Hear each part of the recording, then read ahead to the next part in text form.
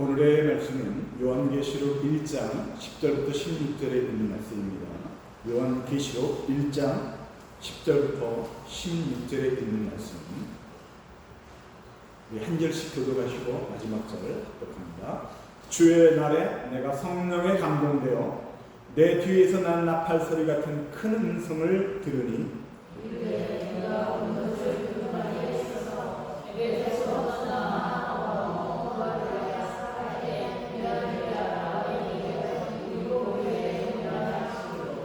몸을 돌이켜 나에게 말하는 음성을 알아보려고 돌이킬 때에 7 금촛대를 보았는데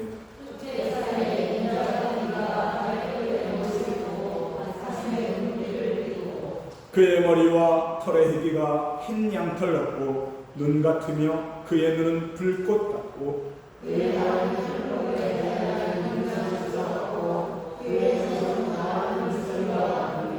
합독합니다.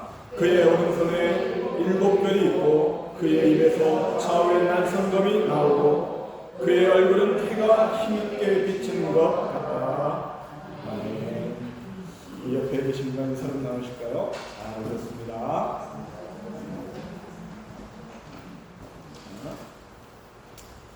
우리가 지난 시간에는 요한계시록 1장 7절에서 8절의 말씀을 통해서 그리스도와 연합이라는 제목의 말씀을 나누었습니다. 그리스도와 연합된 교회, 연합된 성도라고 하는 그 원리를 말씀드리면서 3가지를 말씀드렸죠. 첫 번째 할례, 그 다음에 침례, 그리고 성령 세례를 말씀드렸습니다. 할례라고 하는 것은 생명의 씨앗이 있는 곳에 피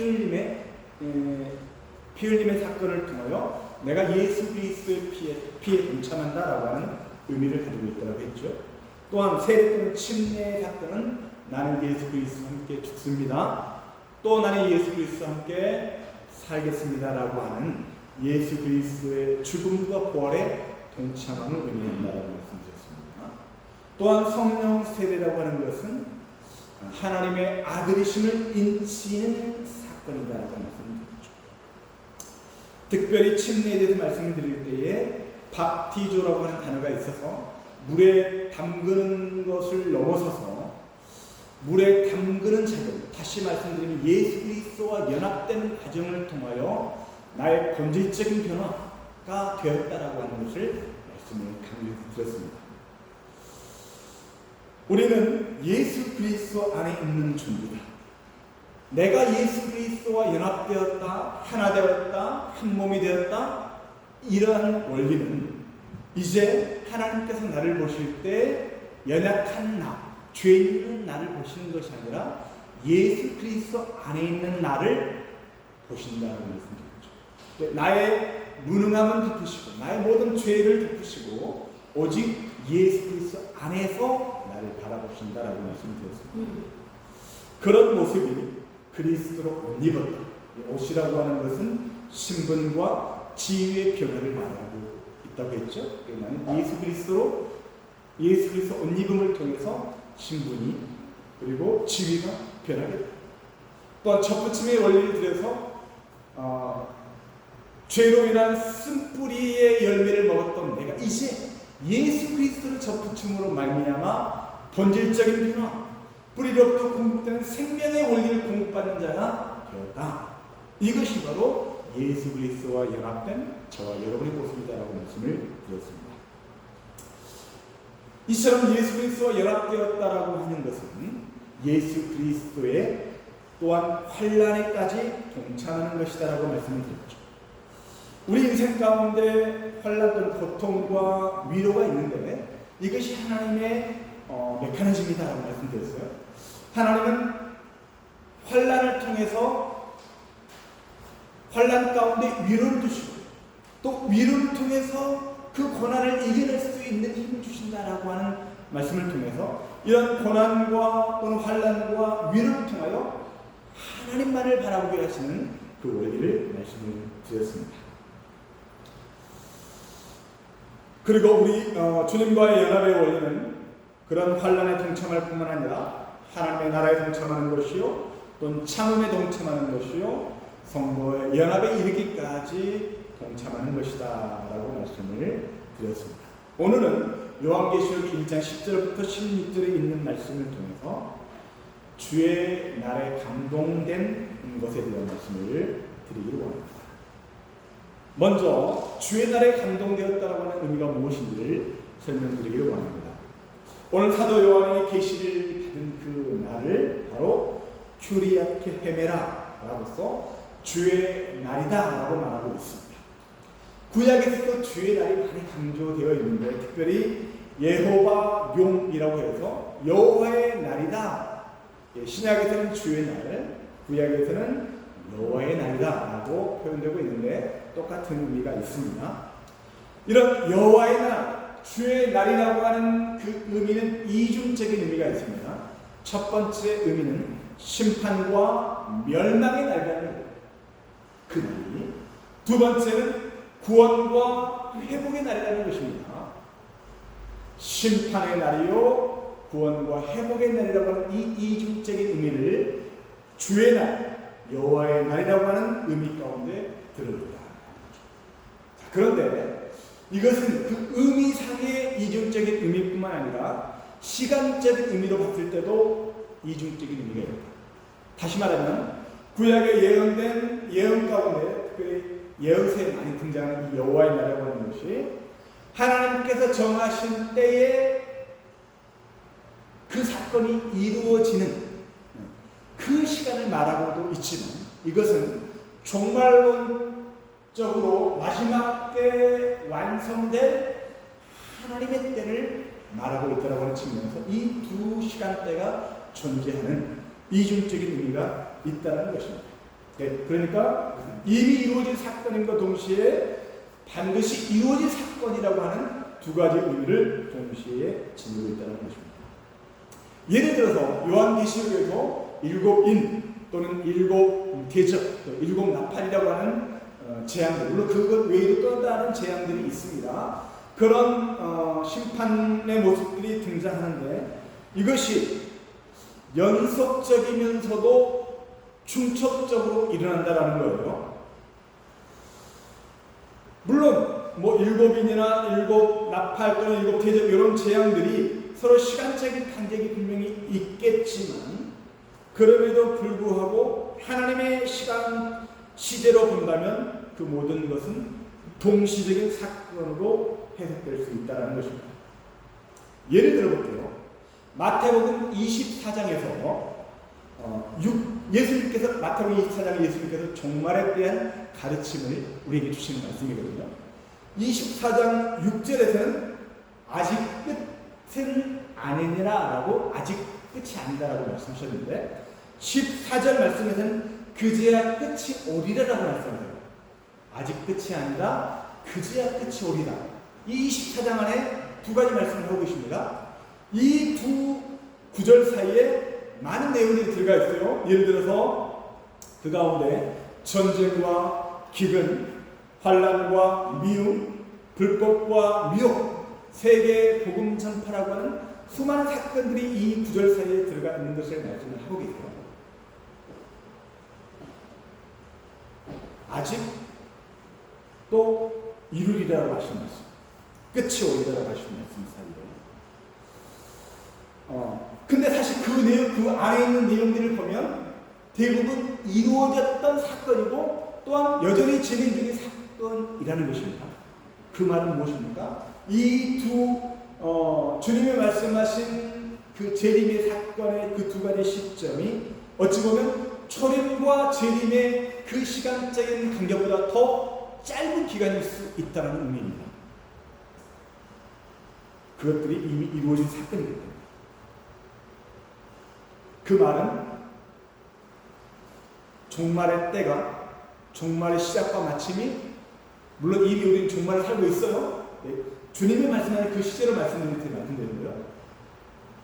그때가 동시적으로 두 사건 사이에 일어난다라고 하는 것입니다.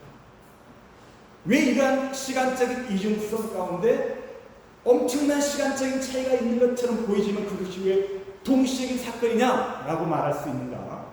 바로 그것은 베드로 후서 3장 8절에 있는 것처럼 주께는 하루가 천년 같고 천년이 하루가 따라갈 그 말씀 가운데 하나님의 시간표는 천년이 하루와 같다는 것입니다. 사랑하는 성도 여러분, 혹시 여러분 가운데 주의 시름이 더딜 거야, 내가 죽어서도 내 자식의 자식들에게 올까 말까 그렇게 생각하시는 분이 있다면 이건 큰 오산이라는 것입니다. 지금 주님은 오고 계시다. 우리가 지난 시간에 말씀드렸죠. 지금 주님께서 오고 계시다라고 하는 것이 우리가 바라봐야 될 관점이다라는 것입니다. 자, 그러면 구체적으로 이 주의 날, 여호와의 날이라고 하는 의미가 심판과 구원의 이중성을 담고 있는지 성경 구절을 확인하면서 살펴보기를 원합니다. 우리 주보를 참조해 보시기 바랍니다.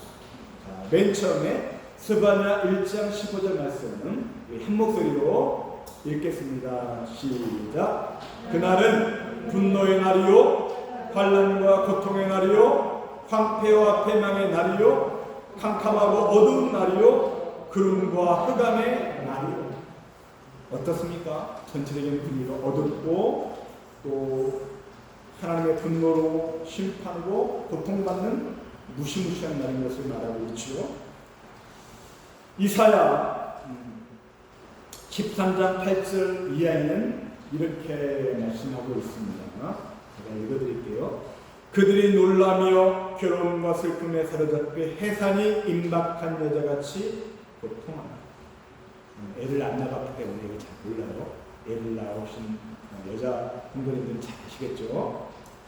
서로 보고 놀라며 얼굴이 불꽃 같으리로다. 보라, 여호와의 날 곧 잔혹히 분냄과 맹렬히 노하는 날이라고 말씀하고 있습니다. 물론 여기 본문에서는 해산의 날을 산고의 고통에 대해서 강조점이 표현되고 있지만 여러분 상식적으로 생각한다면 그 해산의 날은 산고의 고통이 있는 그 이면에 새로운 생명이 태어난다라고 하는 기대와 설렘과 기쁨이 동시에 존재하는 것입니다. 물론 이 본문 말씀에서는 그 고통의 강조점이 있죠. 자, 요엘서 2장 1절에서 2절 말씀 한 목소리로 읽겠습니다. 시작. 시온에서 나팔을 불며 나의 거룩한 산에서 경고의 소리를 질러 이 땅 주민들로 다 떨게 하리니 이는 여호와의 날이 이르게 되면이라. 이제 임박하였으니 곧 어둡고 캄캄한 날이요 짙은 구름이 덮인 날이라. 여러분 2절 보니까 전체의 분위기가 어둡죠. 어둠이라고 하는 것은 빛의 반대 개념이잖아요. 빛이라고 하는 것은 하나님의 영광과 임재와 현현을 상징하는 것이라면 어둠은 그와 반대되는 개념으로서 하나님의 부재, 하나님의 없음, 죄악된 세상의 모습을 이렇게 표현하고 있습니다. 하나님의 심판의 날이, 여호와의 날이 바로 그런 상황이라는 얘기입니다. 나팔을 부르는데 그 나팔의 경고의 소리로 우리에게 들려진다고 말씀하고 있죠. 우리가 잘 아는 요엘서 2장 31절 32절 말씀 읽어드립니다. 여호와의 크고 두려운 날이 이르기 전에 해가 어두워지고 달이 픽빛같이 변하려니와 누구든지 여호와의 이름을 부르는 자는 구원을 얻으리니 이는 나 여호와의 말대로 시온산과 예루살렘에서 피할 자가 있을 것이며 남은 자 중에 나 여호와의 부름을 받을 자가 있을 것입니다. 아멘. 이 말씀에 보면 어떤 분은 그럴 거예요.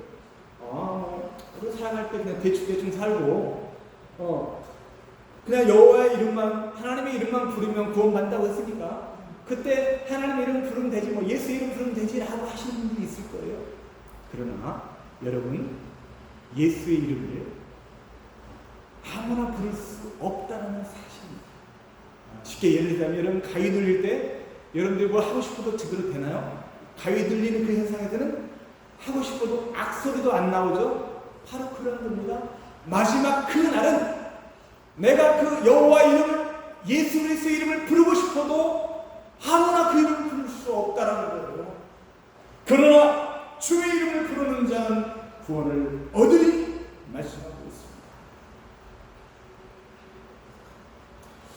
분명히 그 하나님의 날은, 여호와의 날은 두렵고 떨리고 모든 것이 핏빛으로 변하는 두렵고 떨리는 날이지만, 그럼에도 불구하고 여호와의 이름을, 주의 이름을 부르는 자에게 구원을 주시는 하나님의 약속이 들어오는 것입니다. 사랑하는 성도 여러분, 그 엄청난 심판의 날에 피할 자가 있으리라.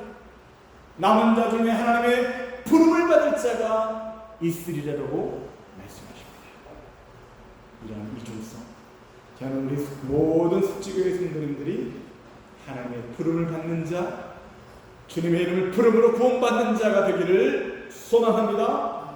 여기서 한 분도 예외 없이 그 믿음의 길, 구원의 길을 가는 우리 숙지교회 성도가 될 수 있기를 소망합니다. 자, 또한 이 여호와의 날 심판의 선포는 은혜 받을 기회요 구원의 날이라는 것입니다.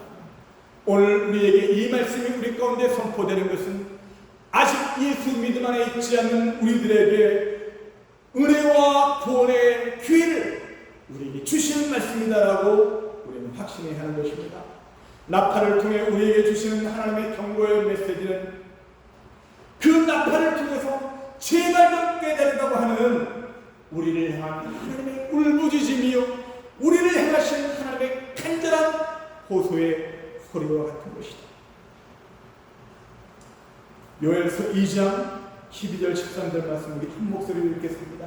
시작. 너희는 이제라도 금식하고 울며 애통하고 마음을 다하여 내게로 돌아오라 하셨나니, 너희는 옷을 찢지 말고 마음을 찢고 너희 하나님 여호와께로 돌아올지어다. 아멘. 사랑하는 성도 여러분, 이 하나님의 부르심의 소리를 듣고 계십니까?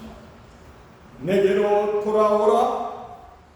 옷을 찢는 게 중요한 게 아니라 너희의 마음을 찢는 것이 중요하다. 어서 내게로 돌아오라고 말씀하신 주의 음성을 들을 수 있는 이가 될 수 있기를 소망합니다. 탕자를 집 나간 탕자를 기다리는 그 아버지의 모습처럼 동네 가장 먼 곳까지 나가서 그 아들을 기다리는 그 아버지의 마음을 우리가 생각할 수 있어야 합니다. 나팔을 통해서 우리에게 들려드리는 하나님의 음성은, 주님의 음성은 우리를 향한 당신의 사랑의 메시지, 간절한 호소라고 하는 사실을 놓치지 마시기 바랍니다. 자, 그럼 신약 성경에서는 어떤 말씀을 하시는지, 베드로후서 3장 10절 말씀에는 그러나 주의 날에 도둑같이 오리니 라고 말씀하시면서, 그 날에는 하늘이 큰 소리로 떠나가고 물줄이 뜨거운 물에 부러지고 땅과 그 중에 있는 모든 일이 드러나리로다. 우리가 우주의 마지막 종착역을 향해 가고 있는 겁니다. 모든 것이 한 점에서 시작됐다고 하는 빅뱅을 많이 얘기하는데, 모든 것이 이제 그 시작점으로 돌아갈 종착의 시대가 되어버렸다는 겁니다. 하늘이 떠나고 물질이 풀어지고 존재하는 모든 것들이 드러나는 그 때가 멀지 않았습니다. 근데 그 때가 언제라고요? 그날이 도둑같이, 도둑이 올 때를 알면 얼마나 좋을까. 근데 여기는 우리 모두는 그 도둑이 올 시간을 알 길이 없습니다. 그때는 오직 하나님 아버지만 하신다고 말씀하고 있죠. 그러므로 사랑하는 성도 여러분, 오늘을 사시면서 마치 도둑이 침입할 것을 지혜롭게 대비하는 사람들처럼 종말을 사는 우리들은 그런 삶을 살아야 된다고 말씀하고 있는 것입니다.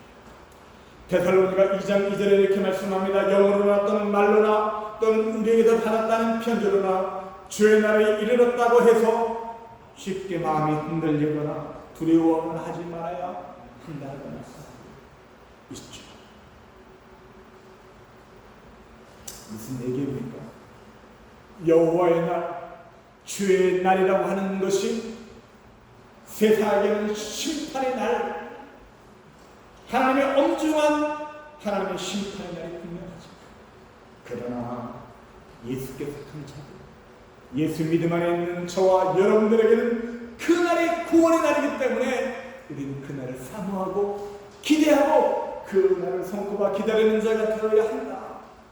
남들은 그날을 볼 때마다 사고를 하고 난리 거머리를 떤다 할지라도 저와 여러분들은 흔들리거나 두려워하거나 그럴 필요가 없다라고 권면하고 있는 것입니다. 자, 제가 지금까지 그 주의 날이라고 하는 개념의 구약 성경과 신약 성경에 쓰였던 그 성경의 구절들을 통해서 이것이 심판과 구원이라고 하는 이중적인 의미를 지니고 있는 말씀이라고 하는 사실을 여러분에게 말씀을 드렸고, 그것이 시간적인 이중성의 의미도 있다라고 하는 것은 이미 이루어지는 사건, 그리고 반드시 이루어질 사건이라고 하는 이 시간적인 간격이 아주 먼 시간처럼 느낄지라도 하나님에게 있어서 그 시간은 바로 동시적인 사건이다라고 하는 사실, 지금 이루어지고 있는 사실이라고 하는 사실을 놓치지 마시기 바랍니다. 자, 그러면 오늘 본문에서 이 주의 날이 어떤 의미로 쓰였는지 다시 한번 살펴보기를 원합니다. 다른 곳에서는 큐리오 헤메라로서 주님이 소유격 형태로 그렇게 쓰였는데, 오늘 본문에서는 큐리아테 헤메라로 쓰여서 어떤 특정한 날을 강조해서 표현한 구절이라는 것입니다. 특정한 날. 초대교회 사도들에게 특정한 날로서 많이 가르쳐졌던 말씀이 안식 후 첫날. 모두가 그 안식 후 첫날이라고 하는 그 첫날은 모두가 예수께서 부활하신 날이라고 인식하고 있었어요. 여기서도 주의 날이라고 하는 의미가 특정한 날로서 주님께 속한 주의 날, 제가 조금 전에 심판의 날의 의미로서의 말씀을 드렸는데 이것이 오늘날의 주일날의 의미라는 것입니다. 본문에서. 그러면 이 주의 날과 또 주일과 어떤 의미가 있는가? 그것에 좀 더 말씀을 드리기를 원합니다. 죄인들에 대한 심판이 부어진 날이 하나님의 백성들, 하나님의 자녀들에게는 구원의 날이다. 심판과 구원의 날이 동시적인 사건이다 라고 하는 말씀을 드리는 것입니다. 근데 여러분 잘 생각해 보십시오. 하나님의 심판과 구원이 동시적으로 일어나는 때가 언제예요? 바로 십자가죠. 저 십자가는 모든 죄인이 반드시 그렇게 처참하게 죽어지는 현장이 십자가의 현장입니다. 그래서 나무에 달린 자마다 저주에 달렸다, 저주 아래 있는 자다라고 말씀하고 있는 것처럼 예수 그리스도의 십자가는 저주의 죽음을 상기는 가장 최악의 심판과 형벌의 상징으로서의 십자가. 그러나 그 의미는 예수께서 그 모든 것을 담당하셨다라고 하는, 예수께서 나의 죄를 위해서 죽으셨다, 그 사건을 믿음으로 받는 우리에게 그 십자가의 현장이 이제 구원의 현장인 것입니다. 그러므로 예수 그리스도의 부활이 완전하게 이루어짐으로써 이 땅 가운데 구원과 심판이 동시적으로 이루어진 사건이 십자가의 현장이다라고 말씀을 드리는 것입니다. 이처럼 십자가의 죽으심과 그리고 3일 만에 부활하신 이 사건, 이것을 우리에게 구체적으로 확증해 주신 사건이 바로 주의 날이다. 우리는 주일날 이렇게 모여서 하나님을 예배하면서 하나님께 영광을 돌리고 내가 받은 구원의 은혜를 감격하는 시간이기도 하지만, 그러나 이것이 궁극적으로 하나님 나라에서 누리게 될 천국 잔치의 모습을 이 땅 가운데 누리는 것이기도 하지만, 그 이면에 믿지 않는 자들에 대한 하나님의 심판을 우리가 이 예배의 인장 가운데 보아야 하는 것입니다.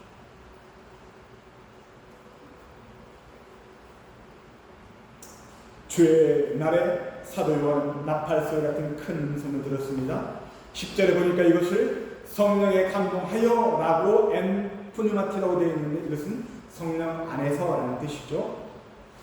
자, 우리가 4절에서 이미 성부 또한 성자 하나님에 대한 언급을 하면서 그리고 하나님의 일곱 영이라고 하는 이것이 물론 두 가지 의미가 있지만 그것의 그 본문상에서는 성령 하나님을 의미한다고 제가 이미 여러분에게 말씀을 드린 바가 있습니다. 하나님의 일곱 영을 일곱이라고 하는 숫자가 완전의 의미로서 하나님의 완전한 영, 하나님의 거룩한 영이신 성령을 의미한다. 그 본절내에서 성부, 성자 하나님이 언급되어 있기 때문에 성령 하나님을 말씀하는 거다, 지칭하는 거다라고 말씀을 드리면서 이 하나님의 일곱 영을 이미 하고 있는데도 불구하고 또 여기에서 성령 안에서 성령에 감동하여라고 제3의 하나님의 세 번째 위격을 차지하고 계신 성령님을 언급하고 있습니다. 전체 환상의 시작 부분인 본절에서 지금 성령 하나님을 언급하고 있고 또 4장 2절에서는 하나님의 나라의 보좌를 보여주는 환상 가운데 성령에 대한 언급을 또한 17장 3절에서 바벨론의 환상의 시작 부분과 21장 10절에서 새 예루살렘 성의 환상의 시작 부분에서 성령 하나님을 언급하고 있다는 거예요. 중요한 환상의 국면마다 성령 하나님을 언급하고 있다라고 하는 것. 왜 사도 요한은 성령 안에서라고 하는 성령 하나님을 언급하고 있을까요? 바로 그것은 오늘 요한계시록의 모든 기록이 바로 성령 안에서 성령의 감동을 통해서 기록된 말씀이다 라고 하는 것을 드러내기 위한 것이라는 것입니다. 그는 반모섬이라고 하는 지금 그곳 반모섬에서 지금 심판을 받고 있는 겁니다. 그는 환란의 현장에 있는 겁니다. 그 환란, 예수 믿는 것 때문에 예수의 주님과 하나님의 알투를 전하는 것 때문에 그는 지금 환란을 받고 있는 그 현장 가운데서 주일에 성령 안에서 지금 예수 그리스도를 만나고 있는 것입니다. 오늘 본문 12절 13절에 몸을 돌이켜 나에게 말하는 음성을 알아보려고 돌이킬 때에 일곱 큰 촛대를 보았는데 촛대 사이에 인자 같은 이가 발에 끌리는 흠을 딛고 가슴에 금띠를 띠고라고 말씀하고 있습니다. 무슨 음성이 들리기에 돌아봤는데 일곱 큰 촛대를 보았다. 여기서 일곱 촛대라고 하는 것은 바로 요한계시록 1장 20절에 보니까 이게 바로 일곱 촛대는 일곱 교회니라 라고 말씀하고 있음을 통해서 일곱 촛대는 일곱 교회를 상징하는 것이다 라고 말씀드렸습니다. 여기서 일곱은 계속 강조해 드리지만 완전의 의미, 완성의 의미로서 바로 모든 교회를 통칭한 전체적인 교회를 말씀하는 거다라고 말씀드렸죠. 자, 그 교회 사이에 누가 서 계시는가? 인자 같은 이가 계시다는 것입니다. 인자 같은 이.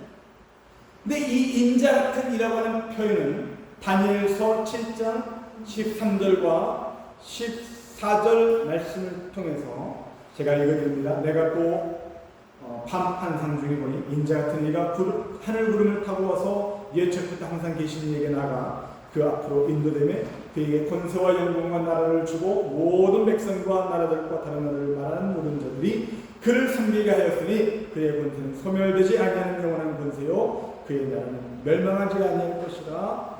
아멘. 즉 인자 같은 일을 말씀하시는데 그분의 권세와 그분의 나라가 멸망하지 않고 영원하다라고 말씀하시고 있다라고 하는 것은 그분의 권세가 영원하다, 그분의 나라가 영원하다라고 하신 메시아를 지칭하는 표현이라고 말할 수 있는 것입니다. 다시 말씀드리면 메시아 예수 그리스도를 설명하는 구절이고 이 구절을 지금 요한 사도가 인용하면서 말씀하고 있습니다. 이것은 곧 다니엘이 예언한 메시아 예수 그리스도, 사도 요한이 변화된 상에서 변화된 예수 그리스도의 그 모습 그대로 지금 예수님을 보게 되었다고 말씀하고 있는 것입니다. 그 메시아 예수 그리스도께서 지금 자기 뒤에 계시는데 일곱 촛대가 뭐라고요? 일곱 교회 가운데 주님이 서 계시다. 그날이 언제라고요? 주일, 성령 안에서. 요한복음 4장 24절 하나님의 영이시니 예배하는 자가 영과 진리로 예배했죠. 여기서 영이라고 하는 말이 엔푸니마라서 바로 성령을 의미합니다. 다시 말하면 우리의 예배가, 주일날 드려지는 이 예배가 성령과 진리로 드려지는 예배, 이 예배의 현장 가운데 누가 계신가요? 변화된 생에서 변모된 모습의 주님, 다니엘서가 예언한 영원한 권세와 영원한 나라를 소유하신 메시아 예수 그리스도께서 지금 우리 가운데 계시는 것입니다. 그렇습니다. 사랑하는 성도 여러분, 예수님은 어디 계십니까? 예수님은 영원토록 우리와 함께 하시겠다, 임마누엘 하시겠다라고 말씀하심을 통해서 지금 우리 안에 여기 이 자리에 계시는 것입니다. 여러분들이 교회이잖아요. 여러분들의 삶의 현장 가운데 여러분들이 계신 그곳에서 주님이 계십니다. 그러므로 우리가 드려진 이 예배가 그만큼 소중하고 귀한 것이다.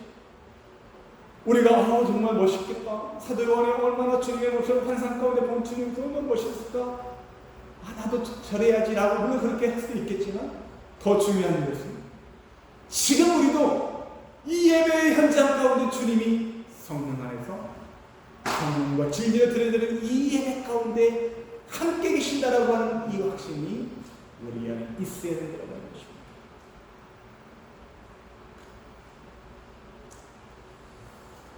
그렇습니다. 우리는 지금 말씀과 믿음을 통하여 하나님의 나라를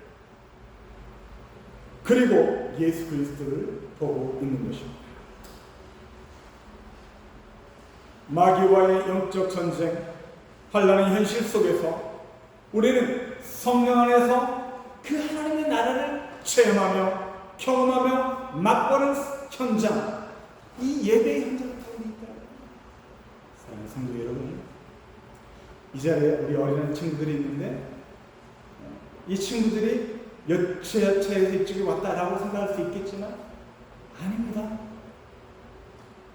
혹시 여러분들 가운데 죽음을, 두 가지 죽음에 대해서 말할 수 있는 분이 있습니까? 그러니까 여기 있는 분 가운데 까만 옷을 입고 있는 주호라고 하는 친구가 그 이중적인 죽음을 어제 저한테 설명하더라고요. 어제 저한테 설명했어요. 이 주호가. 그럼 이 친구가 여차여차 대충 왔다라고 말할 수 있겠습니까, 여러분? 그 모든 것은 철저한 부르심이 위하여 온 거다라는 거예요.